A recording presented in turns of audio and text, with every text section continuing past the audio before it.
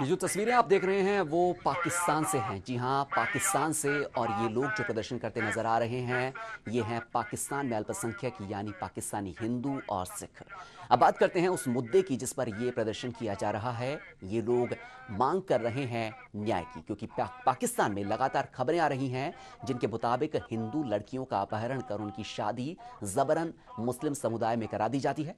हाल के दिनों में ऐसी घटनाओं में इजाफा हुआ है और पाकिस्तान के अलावा पूरी दुनिया का ध्यान इस ओर गया है। यहां तक कि विदेश मंत्री एसएम कृष्णा ने लोकसभा में कहा कि पड़ोसी देश में, खासतौर पर पाकिस्तान के सिंध इलाके की बात करें तो वहां अल्पसंख्यक समुदायों का उत्पीड़न हो रहा है और उन्हें धमकाया जा रहा है। ये दृश्य है पाकिस्तान के, जहां पर कि आए दिन ऐसे प्रदर्शन किए जा रहे हैं, लोग सड़कों पर उतर रहे हैं और वो न्याय की गुहार कर रहे हैं।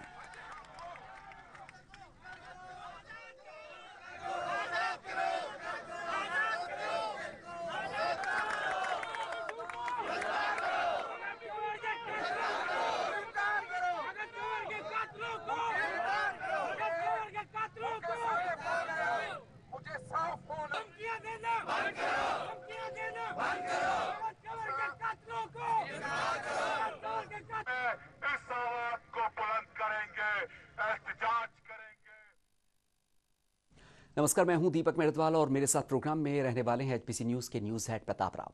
आज का मुद्दा में हम बात करने जा रहे हैं पाकिस्तान में हिंदुओं की हालत पर, और इस विषय को उठाने के पीछे एक बहुत बड़ा कारण ये है कि इस तरह की घटनाएं पाकिस्तान में कोई नई नहीं है। अल्पसंख्यकों के इसी उत्पीड़न की वजह से बड़ी संख्या में हिंदुओं और सिखों ने पाकिस्तान छोड़कर हिंदुस्तान के कई इलाकों में शरण ले रखी है।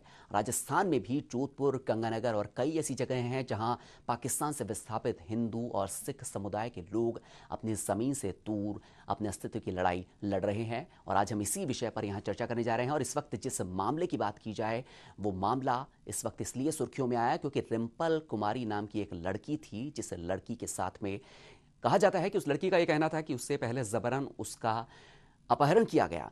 रिंपल कुमारी नाम की ये लड़की जिसका अपहरण किया गया, उसकी जबरन शादी करवाई गई और शादी करवाने के बाद में उसे जब वहां पर उसने आवाज उठाई तो पहले उसने यहां पर कहा कि जबरन उसकी शादी हुई। उसने आरोप लगाया कि उसका अपहरण किया गया है, लेकिन बाद में दबाव में उस लड़की ने आके अपना बयान बदल दिया। इस घटना के बाद पूरी दुनिया में इस पर तीखी प्रतिक्रिया हुई। काफी सारी बातें हैं जो इस सब के बीच में सामने आती हैं। पेश है इसी पर एक रिपोर्ट।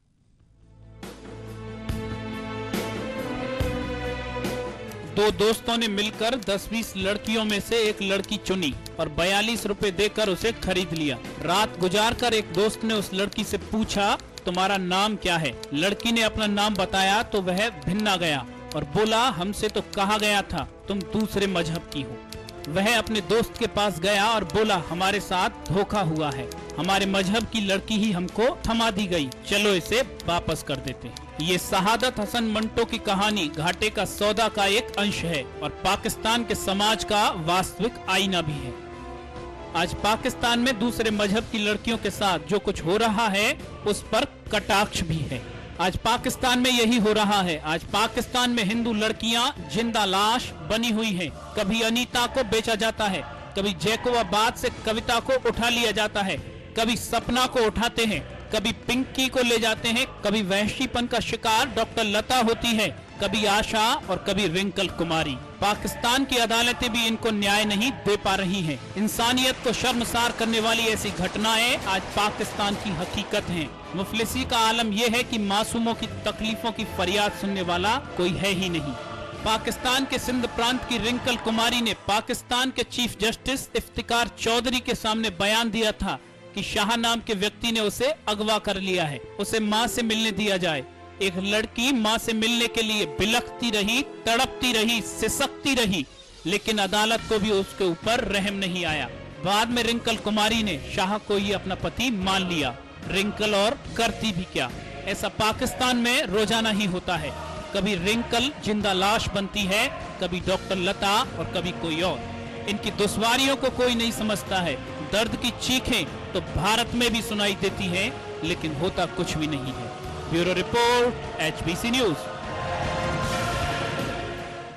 बात अगर पाकिस्तान की जाए तो वहां के हालात कैसे हैं, आए दिन खबरों में पता लगता रहता है, लेकिन जब से वहां कट्टरपंथ ने सर उठाया है हालात ज्यादा खराब हो गए हैं।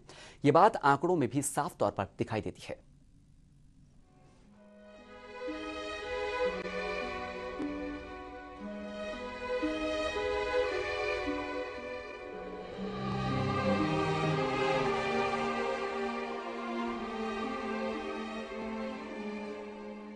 पाकिस्तान का पहला कौमी तराना जगन्नाथ आजाद ने लिखा था।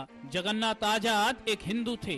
विभाजन के दौरान जब पाकिस्तान बना, उस दौरान पाकिस्तान में लगभग 24% जनसंख्या हिंदुओं की थी। लेकिन पाकिस्तान इस्लामिक जमहूरियत में पाकिस्तान के निर्माण के साथ ही हिंदुओं पर अत्याचार होना शुरू हो गया। विभाजन के बाद से ही वहां के हिंदू बाशिंदे साजिश के तहत खत्म किए जाते रहे।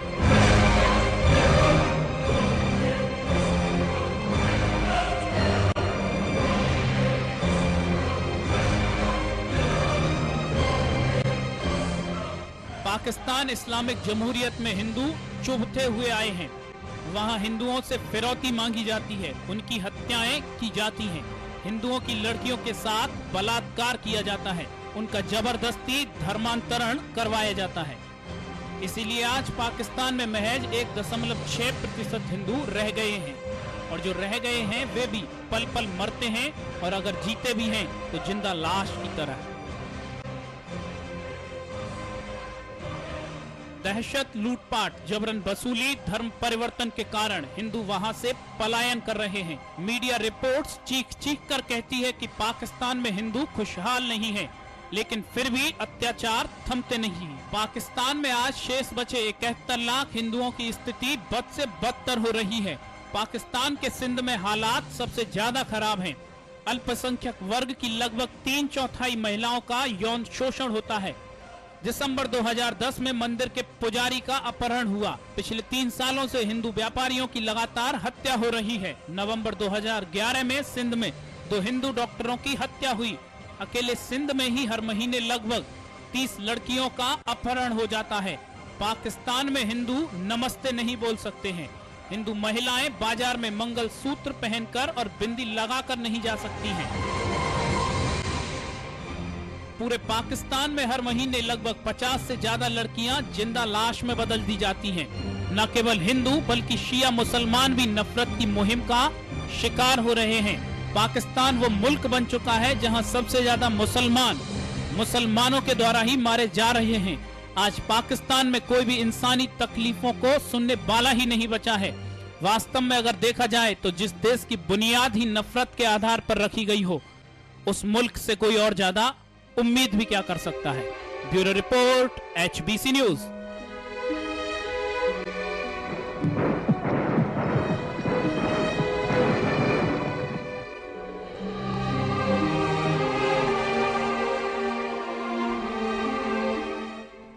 तो अभी हमने 2 रिपोर्ट्स देखी प्रताप जी। जिस तरीके से पिछले काफ़ी लंबे समय से ये मुद्दा बार बार सुर्खियों में रहा है कि पाकिस्तान में वहाँ पर हालात ख़राब हैं, लेकिन इसका ये वाला पहलू जो कि कभी कभी उठ करके आता है, लेकिन जिस तरीके से अब इस वक्त इस बहस शुरू हो गई है, क्योंकि ऐसी वारदातें लगातार बढ़ती जा रही है, ऐसी घटनाएं लगातार बढ़ती जा रही है।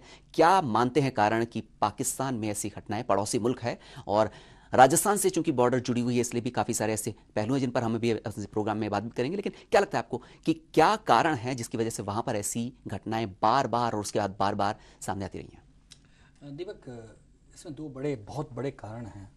पहला बड़ा कारण तो ये साफ साफ दिखाता है कि पाकिस्तान अब कट्टरपंथ की लपेट में बिल्कुल फिसलता जा रहा है। कट्टरपंथ वहाँ हावी होता जा रहा है। हमने देखा है कि जो राष्ट्र कट्टरपंथ के हवाले हुए हैं, वहाँ इस तरह की कार्रवाई हुई है। अल्पसंख्यकों को, विमत रखने वालों को, दूसरा मत रखने वालों को, दूसरी विचारधारा रखने वालों को, दूसरा मत रखने वालों को खत्म कर दिया है। कभी हिटलर ने जर्मनी में ऐसा ही किया था, यहूदियों को नेस्त नाबूद कर दिया था। दूसरी विचारधारा मंजूर नहीं थी, दूसरा तौर तरीका मंजूर नहीं था, दूसरी लाइफस्टाइल मंजूर नहीं थी। कुल मिलाकर पाकिस्तान आज उसी हिटलर शाही के आगोश में समा गया है। आज जहाँ इस्लाम के नाम पर जिस तरह का वहशीपन बढ़ता जा रहा है, वो निश्चित तौर पे वो एक बहुत बड़ा कारण है। वैसे भी दीपक, जो सही बात कही कि जिस राष्ट्र की बुनियाद केवल नफरत पे हो और धर्मांधता पे हो, उस राष्ट्र में कभी भी कोई अल्पसंख्यक या दूसरा मत रखने वाला कोई व्यक्ति वो जिंदा रह सकेगा और खुले में सांस ले सकेगा, ये संभव भी नहीं है। पाकिस्तान में कई बार दावे किए गए, बदलाव की हवा देखी गई, लोकतंत्र के तमाम दावे हुए, दुनिया भर के लोगों ने उसे ऐसी सहायता दी कि लोकतंत्र की राह पे आए, लेकिन कुत्ते की पूंछ कभी सीधी नहीं हुई। आज भी वो टेढ़ी की टेढ़ी है। इसलिए वही नजर आ रहा है, पाकिस्तान वापस घूम घूम कर उसी कट्टरपंथ की ओर लौट जाता है। इससे भी बड़ी जिम्मेदारी दीपक, आज पाकिस्तान में यदि वहाँ के अल्पसंख्यक मारे जा रहे हैं तो इसकी बहुत बड़ी जिम्मेदार हमारी यहाँ की सरकार भी है। आखिर में कहीं ना कहीं तो उसकी रिस्पॉन्सिबिलिटी है कि क्यों मारे जा रहे हैं। हमारे पड़ोस में ही इस तरह की घटनाएं क्यों हो रही हैं। जो लोग अपनी सांस्कृतिक विरासत को भारत से जोड़ते हैं, जो लोग अपनी जड़ों को भारत से जोड़ते हैं, अगर उनको केवल इसीलिए मारा जा रहा है कि क्योंकि उनकी जड़ें भारत में हैं, उनके सांस्कृतिक जुड़ाव उनका भारत से है, तो उनको बचाने के लिए क्यों नहीं अंतर्राष्ट्रीय स्तर पर आवाज उठाता भारत? क्यों दब जाता है, क्यों छुप जाता है, क्यों दबाव में आ जाता है? क्या और किसी देश में इस तरह से किसी और दूसरे मुल्क के और किसी दूसरे मुल्क की संस्कृति में विश्वास रखने वाले के साथ अत्याचार होता तो क्या यही होता? नहीं होता। अमेरिका का एक आदमी मारा जाता है कहीं किसी भी देश में तो उसको नेस्त नाबूद कर दिया जाता है। WTP पे हमला हुआ, वर्ल्ड ट्रेड सेंटर पे हमला हुआ, उसके बाद अफगानिस्तान के क्या हालात हुए हम सब ने देखे। तो कुल मिलाकर ये हमारी देश की भी कमजोरी है, हमारे राष्ट्राध्यक्षों की, हमारे शासनकर्ताओं की कमजोरी है कि वो भी नहीं समझा पा रहे कि इस तरह से हमारे पड़ोस में रहकर अल्पसंख्यक, वो केवल अल्पसंख्यक केवल हिंदू नहीं है, ईसाई भी हैं, शिया मुस्लिम भी हैं और सिख भी हैं, उन सबके साथ वैसा दुर्व्यवहार हो रहा है जो कि कहीं ना कहीं सारे के सारे ये लोग भारत के साथ अपना जुड़ाव रखते हैं। शायद लगता है कि कट्टरपंथ उन सब लोगों को मंजूर नहीं करता, इसलिए उनको खत्म किया जा रहा है।